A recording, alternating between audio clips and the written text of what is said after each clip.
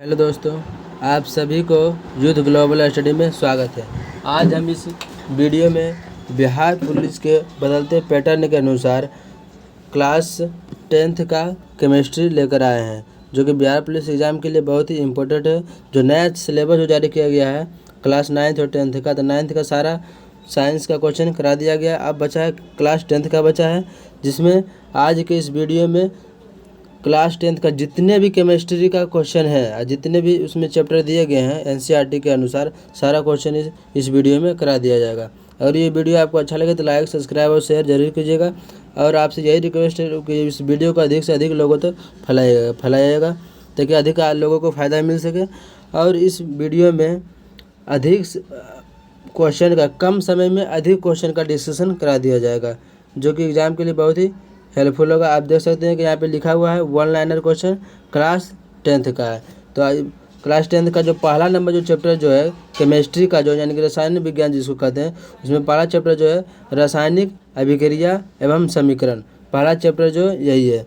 चलिए इसमें जो पहला नंबर जो क्वेश्चन का डिस्कशन करते हैं, पहला क्वेश्चन हो गया है, जिस न्यूनतम ताप पर कोई पदार्थ जलना शुरू कर दे उसे कहते हैं, उसे ज्वलन ताप कहते हैं। ज्वलन ताप जो होता है, जब भी कोई वस्तु के जलाते हैं वह तभी जलना स्टार्ट होता है जब उसका ज्वलन ताप पे उसका एक सीमा आता है, उस सीमा तक पहुंचने के बाद ही वह कोई वस्तु जलने का स्टार्ट होता है, तो वही उसी को ही ज्वलन ताप के नाम से जाना जाता है। तो अगला क्वेश्चन है, ऊष्माक्षेपी अभिक्रिया उदाहरण है। तो ऊष्माक्षेपी अभिक्रिया कैसे कहते हैं?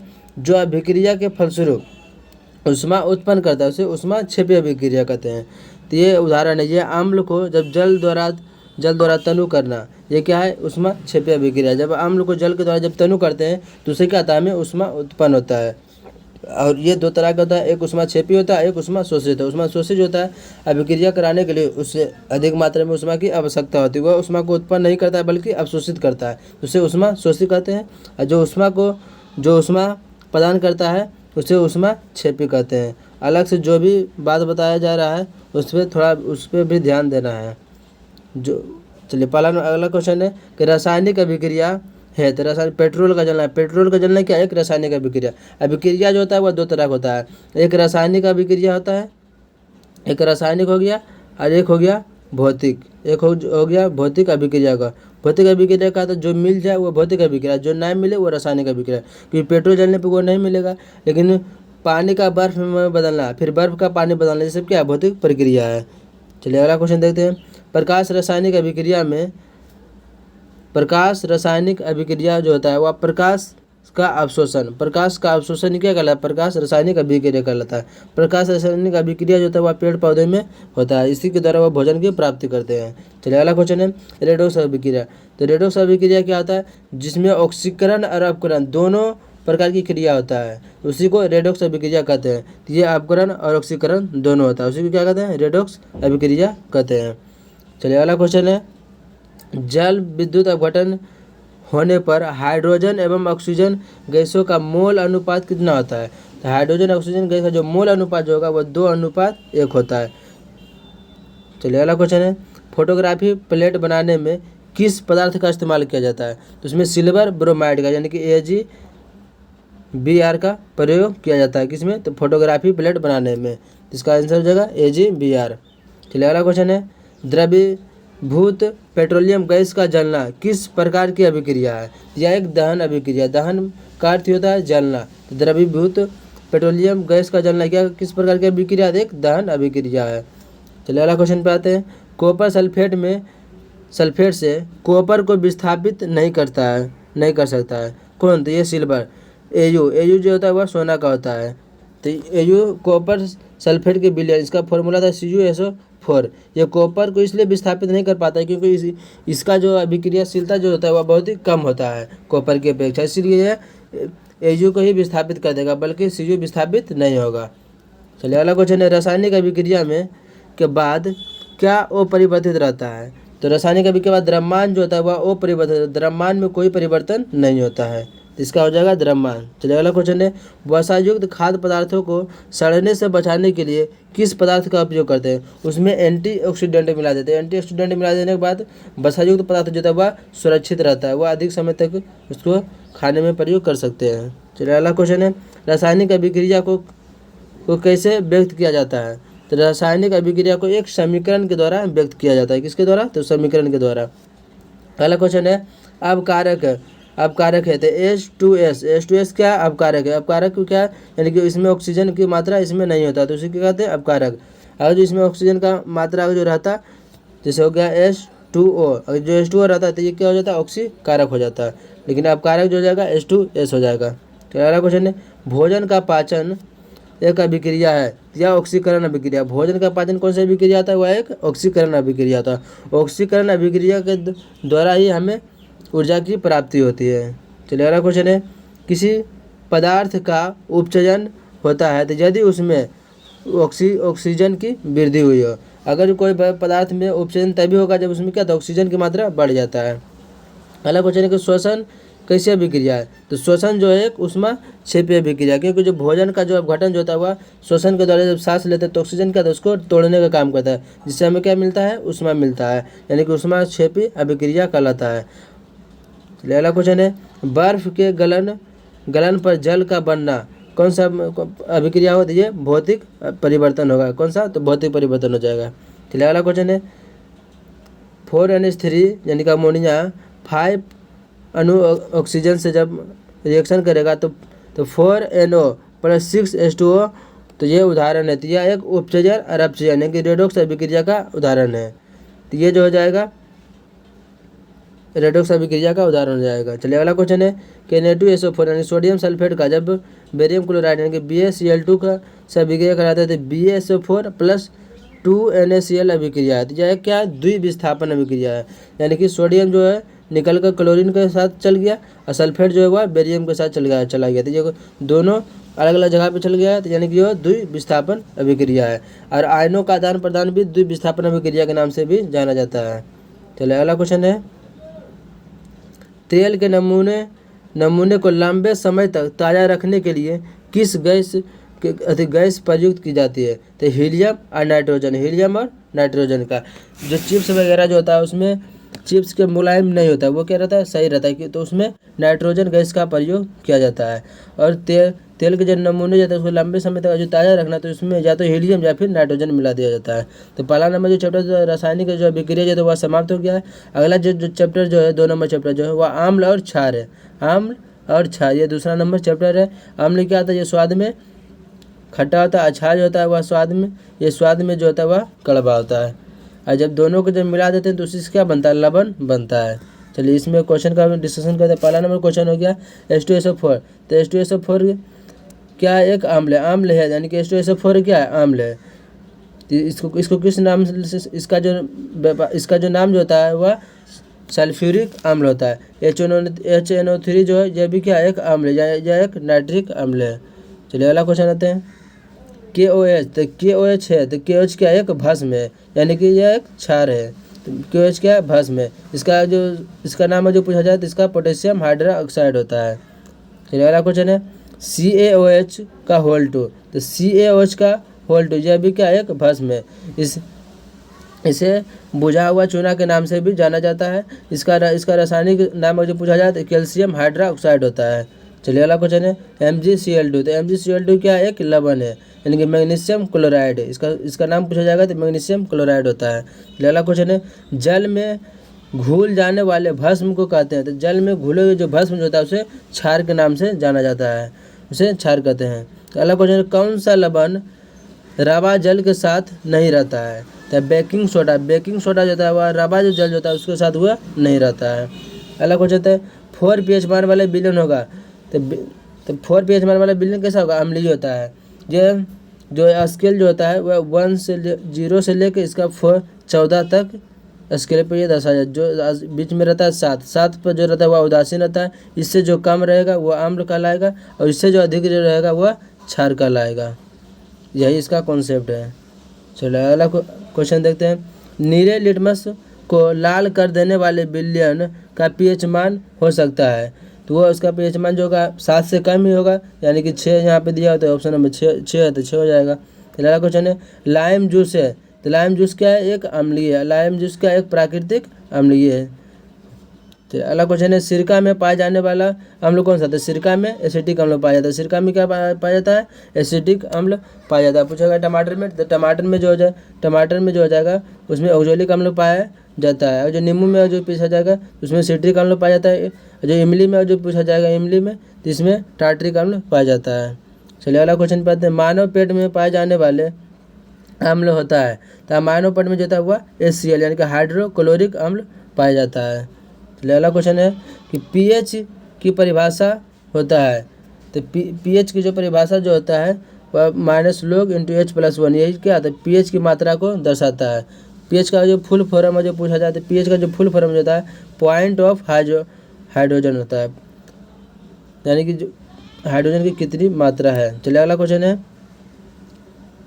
pH के बारे में सबसे पहला जो वैज्ञानिक जो इसके बारे में जानकारी दिया था उसका नाम है सोरेनसन। इसका नाम जो है सोरेनसन वैज्ञानिक ने इसके बारे में जानकारी दिया है।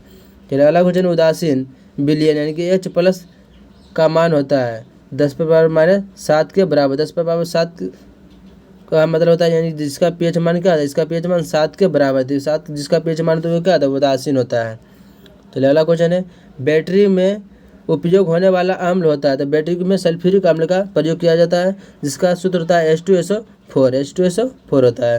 अगला क्वेश्चन है किस विलयन का pH मान बढ़ाने से H+ आयन की सांद्रता क्या होगी, तो H+ आयन की सांद्रता जो होगा वह घट जाएगा। अगला क्वेश्चन है इमली में कौन सा अम्ल पाया जाता है, तो इमली में आप जस्ट ही बताए थे टार्ट्रिक अम्ल पाया जाता है, इमली में टार्ट्रिक। सेब में पूछा जाएगा तो मेलिक अम्ल पाया जाता है, सेब में कौन सा अम्ल पाया जाता है, मेलिक अम्ल। दूध में पूछा जाएगा तो दूध में जो होता है वह लैक्टिक अम्ल पाया जाता है। चलिए अगला क्वेश्चन है HCl है, तो HCl एक परबल अम्ल है, HCl क्या है, एक परबल अम्ल यानी कि हाइड्रोक्लोरिक अम्ल। अगला क्वेश्चन है ओल फैक्ट्री सूचक नहीं है, तो फिनोलेफ्थिलीन जो होता है वह ओल फैक्ट्री सूचक के नाम से नहीं जाना जाता है। चलिए अगला क्वेश्चन है जल का अस्थायी खारापन दूर करने के लिए किसका उपयोग किया जाता है, तो सोडियम कार्बोनेट का प्रयोग किया जाता है जिसका फॉर्मूला था NO2CO3 होता है। चलिए अगला क्वेश्चन पे आते हैं, 40 नंबर क्वेश्चन है कोई विलयन लाल लिटमस को नीला कर देता है, और वो लाल को नीला कर रहा है यानी कि फिक्स से क्या हुआ, क्षार होगा। और जो नीला का जो लाल कर देता है वह क्या रहता है, अम्लीय कहलाता है। तो ये लाल को नीला कर रहा है तो फिक्स से हुआ क्षार ही होगा, तो उसका pH मान संभवतः है, तो उसका pH मान कितना है, 10 है, यानी कि 7 से अधिक ही रहेगा। चलिए अगला क्वेश्चन है कोई विलयन अंडे के पीसे हुए कवच से अभिक्रिया कर एक गैस उत्पन्न करता है जो चूने के पानी को दूधिया कर देता है, तो इस विलयन में क्या होगा, यानी उसमें हाइड्रोक्लोरिक अम्ल होगा। पूछा जाएगा कि अंडे का छिलके किसका बना होता है, तो वो कैल्शियम कार्बोनेट का बना होता है। चलिए अगला क्वेश्चन है लिटमस विलयन समान स्थिति में किस रंग का होता है, तो ये बैगनी रंग का होता है। पूछेगा लिटमस का रंग कैसा होता है, वह बैगनी का रंग होता है। लिटमस का रंग कैसा होता है, ये बैगनी का रंग होता है।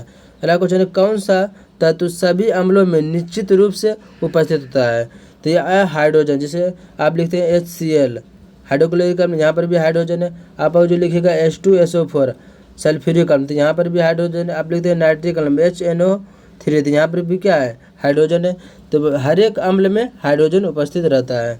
चलिए अगला क्वेश्चन है नेटल पौधे के पत्तों को छूने पर डंक जैसा दर्द होता है, तो यह दर्द किस अम्ल के शराब से होता है, तो उसमें क्या मेथेनोइक अम्ल पाया जाता है। और जो नेटल जो पौधा जो होता है इसी के बगल में एक और पौधा पाया जाता है जिसका पत्ती घिस लगा लेने पर वह समाप्त भी हो जाता है, तो उसमें कौन सा अम्ल रहता है, मेथेनोइक अम्ल रहता है। चलिए अगला क्वेश्चन है कि मधुमक्खी के डंक मारने पर किस पदार्थ के उपयोग से आराम होता है, वो उसमें सिरका का प्रयोग करते हैं, क्योंकि मधुमक्खी में मेथेनोइक अम्ल रहता है जो कि अम्ल रहता है, और सिरका क्या है, एक भस्म में, तो उसको क्या करता है, लवण कर उसे उदासीन कर देता है, तो इसमें सिरका का प्रयोग किया जाता है। चलिए अगला क्वेश्चन है किस गैस के कारण पावरोटी या केक फूलकर मुलायम और स्पंजी हो जाते हैं, तो ये कार्बन डाइऑक्साइड के कारण क्या होता है, वह मुलायम और स्पंजी हो जाते हैं। चलिए अगला क्वेश्चन है किसका उपयोग सोडा अम्ल अग्निशामक के रूप में किया जाता है, तो बेकिंग सोडा का प्रयोग किसका उपयोग सोडा अम्ल अग्निशामक के रूप में किया जाता है, तो बेकिंग सोडा का प्रयोग किया जाता है। बेकिंग सोडा का फॉर्मूला क्या आता है, इसका जो फार्मूला होता है HNO3, यानी कि इसका आता है सोडियम बाइकार्बोनेट। नहीं, इसका फार्मूला जो है NaHCO3 हो जाएगा, इसका सोडियम बाइकार्बोनेट हो जाएगा। चलिए अगला क्वेश्चन पे आते हैं। अगला क्वेश्चन है जिप्सम को कितने केल्विन तापमान पर गर्म करने पर या जल के अणु को त्याग कर प्लास्टर ऑफ पेरिस बने। जब जिप्सम को जब गर्म करते हैं उससे 1.5 अणु जल क्या होता है, बाहर निकल जाता है, तो वह प्लास्टर ऑफ पेरिस बन जाता है। तो ये कितने डिग्री केल्विन पर हो जाएगा, तो वह 373 केल्विन के ताप पर गर्म करने पर। जो जिप्सम का फार्मूला था CuSO4 × 2H2O होता है। तब इसी को जब गर्म किया जाता है 173 डिग्री केल्विन पर, तो इसका फार्मूला बन जाता है CuSO4 × ½ H2O हो जाता है। ये जिप्सम का फार्मूला है। फिर अगला क्वेश्चन है एक जलीय विलयन लाल लिटमस विलयन को नीला कर देता है, किसके विलयन को अधिक में मिलाने पर यह परिवर्तन व्युत्क्रम हो जाता है, यानी कि उल्टा हो जाता है। तो यह हाइड्रोक्लोरिक अम्ल यानी कि H2SO4 को HCl को अधिक मात्रा में मिलाने पर उसका परिवर्तन क्या होता है, बदल जाता है, यानी कि उल्टा हो जाता है। चलिए अगला क्वेश्चन है कौन अम्लीय सामर्थ्य को बढ़ता हुआ सही क्रम है। तो ये पहले हो जाएगा जल हो जाएगा, उसके बाद एसिटिक अम्ल हो जाएगा, उसके बाद क्या हो जाएगा, हाइड्रोक्लोरिक अम्ल हो जाएगा। चलिए अगला क्वेश्चन है एक अम्ल तथा एक क्षार के जलीय विलयन के लिए pH जितनी उच्च होगी अम्ल उतना ही क्या होगा, दुर्बल होगा। pH जितना कम होगा उतना ही क्षार कितना दुर्बल होगा। तो ये अम्ल और भस्म एंड लमन जो चैप्टर जो था वो अभी समाप्त हो गया है, उसका सारा क्वेश्चन करा दिया गया है। अगला जो चैप्टर है धातु एवं अधातु, मेटल और नॉन मेटल, ये तीसरा नंबर चैप्टर है NCERT का, ये तीसरा नंबर चैप्टर है क्लास 10th का। चलिए इस क्वेश्चन का आप डिस्कशन स्टार्ट करते हैं। पहला नंबर इसमें क्वेश्चन हो गया सबसे अधिक क्रियाशील तत्व है। तो सोडियम जो है सबसे अधिक क्रियाशील तत्व है। सोडियम से भी अधिक क्रियाशील तत्व होता है पोटेशियम होता है। ऑप्शन में वो रहे तो पोटेशियम हो जाएगा। यहाँ पर पूछा सबसे अधिक क्रियाशील तत्व कौन सा होता है, सोडियम हो जाएगा। अलग क्वेश्चन के अयस्क में उपस्थित जो अपद्रव्य जो होता है उसको क्या कहा जाता है, उसे गैंग कहा जाता है। अयस्क में उपस्थित अपद्रव्य मतलब क्या होता है, अशुद्धि जो पाया जाता है उसी को गैंग कहा जाता है। अलग क्वेश्चन है विद्युत का सबसे अच्छा चालक धातु कौन सा है, तो कॉपर। विद्युत का सबसे अच्छा जो कॉपर की जगह जो रहेगा चांदी का जो रहेगा सिल्वर रहेगा तो वही हो जाएगा विद्युत का सबसे अच्छा चालक। और जो वो ऑप्शन में नहीं रहेगा तो कॉपर मारना है। अगला क्वेश्चन है कौन सा धातु ठंडे एवं गर्म जल से अभिक्रिया नहीं करता है। तो ये लोहा आ गया यानी कि Fe नहीं, ये एल्युमिनियम हो जाएगा। यहाँ पे लगता है मिसप्रिंट हो गया टाइपिंग में, यहाँ पे एल्युमिनियम हो जाएगा। चलिए अगला क्वेश्चन है किस अभिक्रिया से धातु और मजबूत बनता है। तो मिश्र धातु यानी जब मिश्र धातु को एक दो तरह का उसमें धातु मिला के जब उसे मिश्रण बनाया जाता है तो वो अभिक्रिया जो होता है और काफ़ी मजबूत होता है। चलिए अगला क्वेश्चन है किस में धातुई गुण नहीं पाया जाता है। तो आर्गन में क्या था, ये धातुई गुण नहीं पाया जाता है क्योंकि ये एक निष्क्रिय गैस है। अगला क्वेश्चन है कौन तत्व त्रिआबंध होते हैं। यानी कि एल्युमिनियम का त्रिआबंध होते हैं, वो कैसे होते हैं। तो एल्युमिनियम का जो परमाणु संख्या होता है 13, इसका इलेक्ट्रॉनिक विन्यास करेंगे 2, 8 और 3 होगा, जिससे क्या होता है त्रिआबंध होते हैं। अगला क्वेश्चन है सबसे कठोर पदार्थ है। तो सबसे जो कठोर पदार्थ जो था वह हीरा था। हीरा का अपवर्तन कितना था, तो हीरा का जो अपवर्तन होता है 2.42 होता है। चलिए अगला क्वेश्चन पे आते हैं। अगला क्वेश्चन है किस धातु के निष्कर्षण में कोक का उपयोग किया जाता है। तो कोक का उपयोग जो होता है वह लोहे के मिश्रण में किया जाता है। लोहे का जो संकेत होता है Fe होता है। अगला क्वेश्चन है सल्फाइड अयस्क का सांद्रण किस विधि के द्वारा किया जाता है। तो सल्फाइड अयस्क का सांद्रण फेन उत्प्लावन विधि के द्वारा किया जाता है। सल्फाइड अयस्क का सांद्रण किसके द्वारा किया जाता है, तो फेन उत्प्लावन विधि के द्वारा किया जाता है। अगला क्वेश्चन है कौन धातु का ऑक्साइड द्विधर्मी होता है, यानी कि उसमें दोनों गुण पाया जाता है, एक अम्ल का भी गुण पाया जाता है और भस्म का, दोनों के साथ वह अभिक्रिया करता है, तो वह एल्युमिनियम हो गया। एल्युमिनियम का द्विधर्मी है। अगला क्वेश्चन है पीतल मिश्र धातु है। तो पीतल जो था वह कॉपर और जस्ता का मिश्र धातु है। चलिए अगला क्वेश्चन है एल्युमिनियम का अयस्क है। तो एल्युमिनियम जो था का अयस्क जो है बॉक्साइड किसका अयस्क है, ये एल्युमिनियम का अयस्क है। अगला क्वेश्चन है लोहा का अयस्क। तो लोहा का अयस्क जो था वह हेमेटाइट होता है। लोहा का अयस्क क्या होता है, हेमेटाइट। अगला क्वेश्चन है धातु को किस धातु को केरोसिन तेल में डुबा कर रखा जाता है? तो सोडियम धातु को केरोसिन तेल में डुबा कर रखा जाता है। बाहर रहने पर वह बहुत ही विस्फोटक का कार्य करता है। अगला क्वेश्चन है परमाणु इलेक्ट्रॉन त्याग करते हैं। तो इलेक्ट्रॉन जो त्याग करना वह धन आयन करते हैं, जो इलेक्ट्रॉन को ग्रहण करता है उसे ऋण आयन कहा जाता है। चलिए अगला क्वेश्चन है स्टेनलेस इस्पात में कौन सी धातु मिश्रित नहीं होता है? तो वह कॉपर कॉपर जो था वह स्टेनलेस स्टील में नहीं पाया जाता है। अगला क्वेश्चन है आयनिक यौगिक किस में घुलनशील होता है? तो आयनिक यौगिक जो था वह जल में क्या होता है? घुलनशील होता है। आयनिक यौगिक जल में घुलनशील होता है। अति शुद्ध सोना कितने कैरेट का होता है? तो जो शुद्ध सोने जो था वह 24 कैरेट का होता है। अगला क्वेश्चन है सोने के आभूषण बनाने में प्रयुक्त सोना कितने कैरेट का आता है? आभूषण बनाने के लिए 22 कैरेट का ही प्रयोग किया जाता है और 2 कैरेट में या तो एल्युमिनियम या कॉपर मिला दिया जाता है, क्योंकि 24 कैरेट का जो सोना होता है बहुत ही लचीलापन होता है, उससे आभूषण बनाना असंभव है। चलिए अगला क्वेश्चन देखते हैं लोहे एवं इस्पात को जंग से बचाने के लिए उस पर किसकी परत चढ़ाई जाती है? तो वो जस्ता का परत चढ़ाया जाता है। उसी को बोला जाता है जस्तीकरण या गैल्वेनाइजेशन भी कहा जाता है। अगला क्वेश्चन है किस धातु को चाकू से काटा जा सकता है? तो सोडियम को चाकू से काट सकते हैं। सोडियम को कहाँ रखा जाता है? जिसे केरोसिन तेल में रखा जाता है। चलिए अगला क्वेश्चन है वह धातु कौन सी है जिसे पतले तारों में परिवर्तित किया जा सकता है? तो वह सोना धातु। सोना का जो तन्यता जो होता है वह बहुत ही अधिक होता है।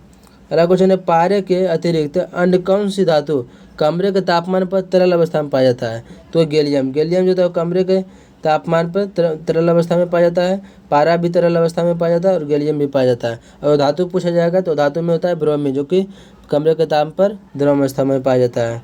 अगला क्वेश्चन है वह ऑक्साइड धातु जो अम्लीय है और प्रकृति में बेसिक है, प्रकृति में क्या है? बेसिक है, तो कौन सी है? तो आप उसे उभयधर्मी ऑक्साइड कहते हैं। कौन सा ऑक्साइड? उसे उभयधर्मी ऑक्साइड कहते हैं।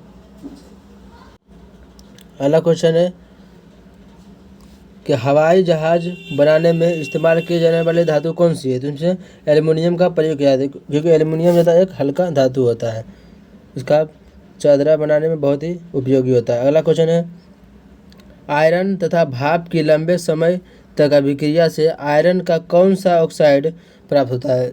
वह Fe3O4 और Fe3O4 प्राप्त होता है। अगला क्वेश्चन वायु में लंबे समय एक उदासन से सिल्वर की वस्तुएं काली हो जाती है, यह किसके बने होते हैं? यह सिल्वर सल्फाइड के बने होते हैं, यानी कि Ag2S के बने होते हैं, इसीलिए वो क्या है? काली हो जाता है। अगला क्वेश्चन है हमारे जीवन के लिए स्टेनलेस स्टील एक उपयोगी पदार्थ है। तो स्टेनलेस स्टील में आयरन को किन के साथ मिश्रित किया जाता है? तो आयरन को निकेल और क्रोमियम के साथ मिश्रण किया जाता है। चलिए अगला क्वेश्चन पे आते हैं। इस वीडियो के 1 से 2 बार देखने पर लगभग सारे क्वेश्चन जरूर है कि याद हो ही जाएंगे, क्योंकि आप इतना कम समय में आप खुद भी रिवीजन नहीं कर सकते हैं। चलिए अगला क्वेश्चन देखते हैं। अगला क्वेश्चन है कि जिंक के विद्युत परिष्करण के दौरान जिंक का जब विद्युत परिष्करण करते हैं तो वह जिंक जो है वह कैथोड पर निक्षेपित होता है। जिंक किस पर निक्षेपित होगा? तो कैथोड पर निक्षेपित होगा। चलिए धातु एवं अधातु चैप्टर भी समाप्त हो चुका है। अगला जो चैप्टर है कार्बन एंड कंपाउंड, कार्बन एवं उसके यौगिक, ये अगला चैप्टर नंबर 4 है।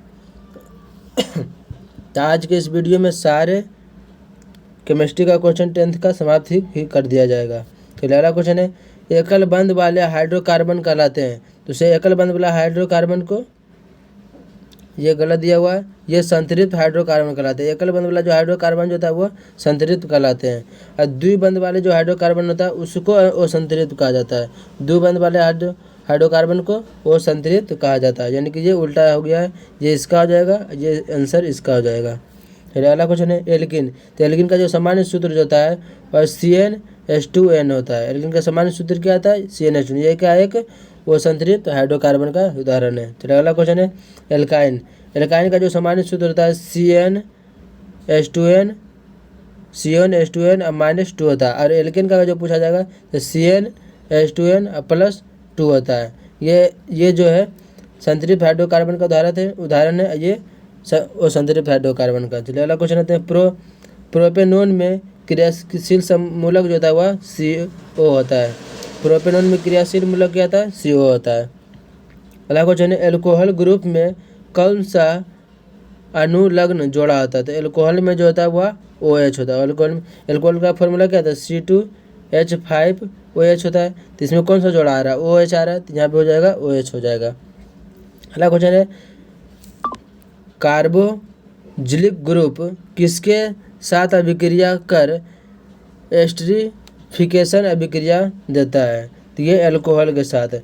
कार्बोजिलिक ग्रुप जब एस्टेरिफिकेशन से अभिक्रिया करता है तो वह एल्कोहल की प्राप्ति होती है। चलो अगला क्वेश्चन है किस द्रव में आयोडीन को घोलने पर टिंचर ऑफ आयोडीन बनता है? तो टिंचर ऑफ आयोडीन का निर्माण जो था वह एथिल अल्कोहल में। अगला क्वेश्चन है डालडा में उपस्थित वसा अम्ल किस प्रकृति का होता है? तो यह संतृप्त प्रकृति का होता है। डालडा में जो वसा जो पाया जाता है वह संतृप्त प्रकृति का होता है। अगला क्वेश्चन एसिटिक अम्ल का क्रियाशील मूलक है? तो एसिटिक अम्ल जो होता है वह COOH होता है, COH है।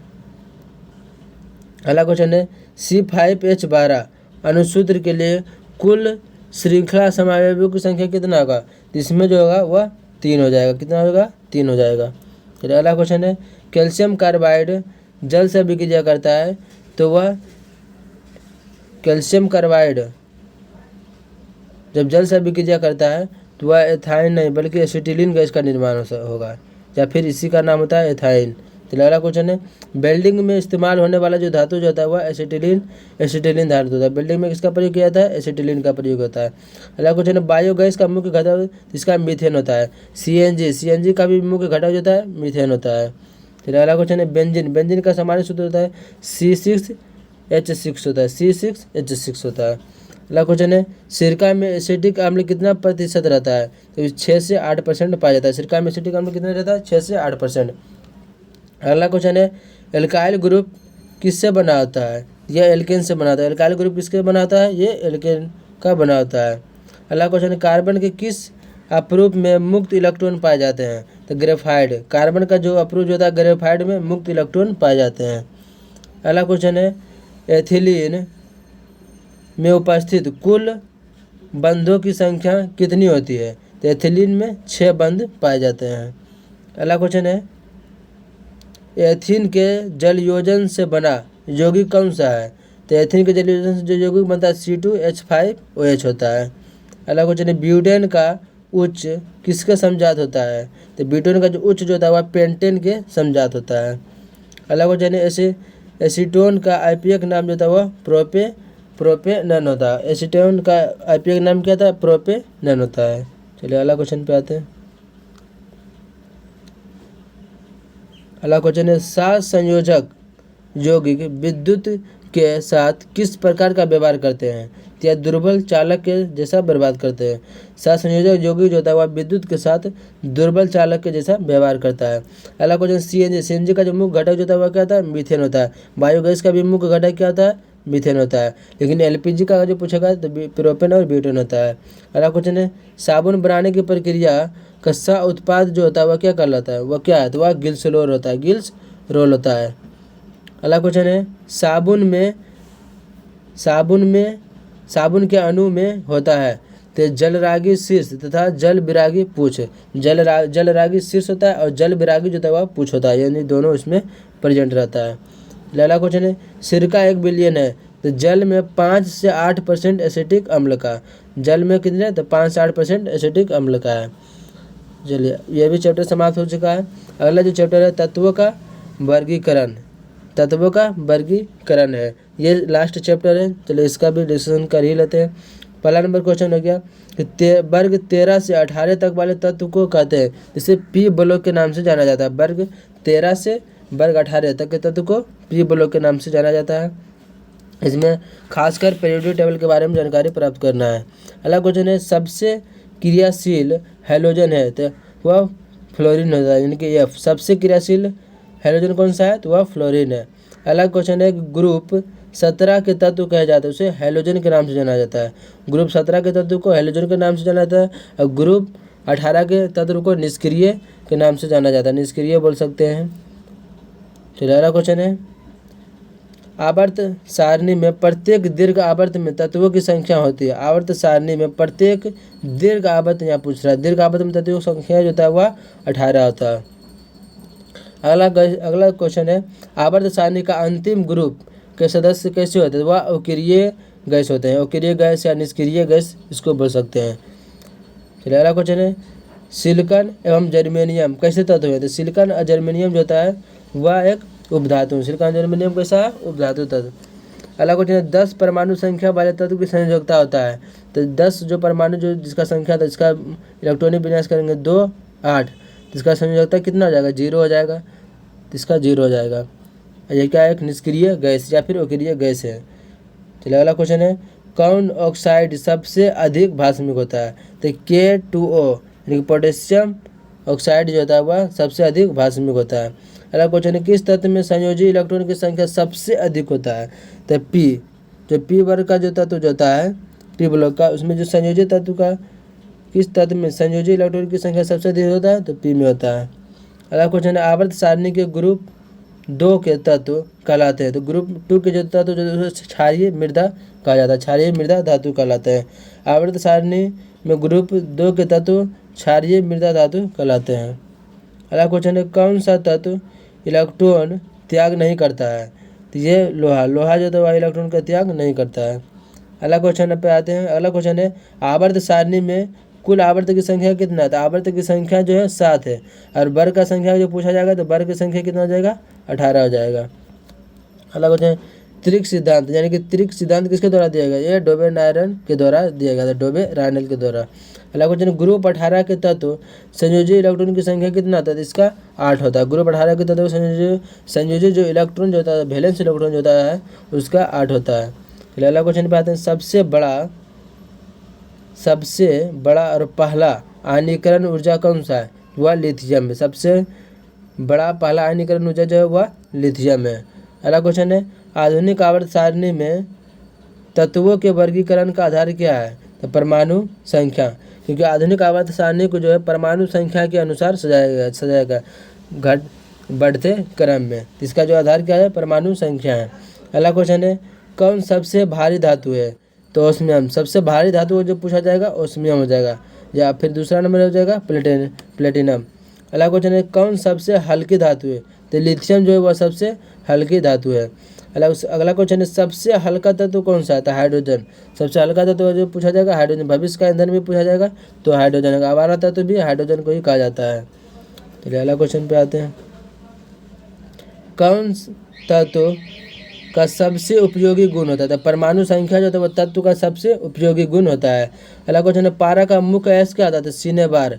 पारा का मुख्य अयस्क जो होता है सिनेबार। पारा का जो मिश्र धातु जो होता है वह अमलगम कहलाता है। अगला क्वेश्चन है, किस अयस्क में से रेडियम निकाला जाता है? तो रेडियम जो होता है वह पिंच ब्लेड का मिश्रण होता है। यानी कि पिंच ब्लेंड किसका अयस्क का नाम है? तो ये रेडियम का अयस्क का नाम क्या होता है? तो पिंच ब्लेंड होता है। इसको याद रखिएगा, ये प्रैक्टिस सेट में बहुत बार पूछा जाता है। अगला क्वेश्चन है, अयस्क में से किससे एल्युमिनियम धातु निकाली जाती है? तो एल्युमिनियम धातु की प्राप्ति जो होता है वह बॉक्साइड से होता है। एल्युमिनियम धातु की प्राप्ति किससे होता है? तो बॉक्साइड से होता है। अगला क्वेश्चन है, मेंडलीव ने जब अपना कार्य आरंभ किया तब तक कितने तत्व ज्ञात थे? तो मेंडलीव के समय जो था वह 63 तत्व ज्ञात थे। मेंडलीव के समय कितना था? 63 तत्व। अगला क्वेश्चन है, एल्केन क्या होते हैं? तो एल्केन जो होता है एक संतृप्त हाइड्रोकार्बन। एल्केन जो होता है वह संतृप्त हाइड्रोकार्बन के उदाहरण है। अगला क्वेश्चन है, एका एल्युमिनियम किस प्रकार का ऑक्साइड बनाता है? तो E2O3। एका एल्युमिनियम जो होता है E2O3 बनाता है। अगला क्वेश्चन है, आवर्त सारणी में बाएं से दाएं जाने पर सामान्यतः परमाणु का आकार क्या होता है? तो बाएं से दाएं जब जाने पर उसका आकार जो होता है वह घटता है। तो आज के इस वीडियो में जितने सारे क्वेश्चन थे सारे करवा दिए गए हैं। क्लास 10th का जितना भी केमिस्ट्री का क्वेश्चन था सब करवा दिया गया है। अगले के वीडियो में बायोलॉजी का सारा क्वेश्चन का डिस्कशन कराया जाएगा। अगर ये वीडियो आपको अच्छा लगे, हेल्पफुल लगे तो लाइक, सब्सक्राइब और शेयर जरूर कीजिएगा। आपका एक लाइक सब्सक्राइब होता है हमें अगले वीडियो डालने के लिए मोटिवेट करता है। और यह जो वीडियो आपको बहुत ही काफ़ी हेल्पफुल होगा, क्योंकि बहुत ही कम समय में अधिक से अधिक वीडियो का इसमें डिस्कशन कराया गया है। जय हिंद।